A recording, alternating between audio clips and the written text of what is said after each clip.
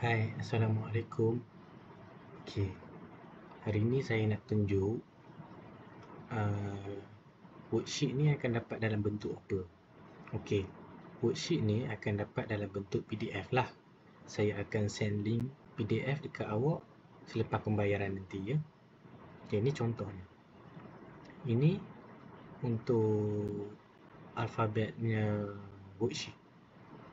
So, boleh scroll lah, ada banyak ni kan.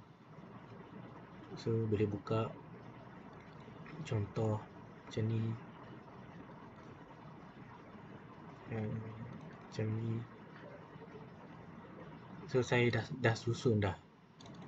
Semua ni saya dah susun dah. So senang nak akses. So boleh buka ini file dia.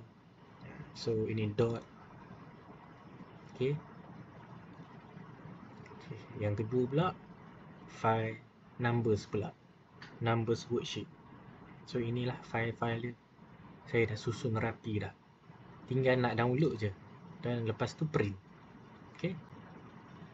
Mudah nak akses.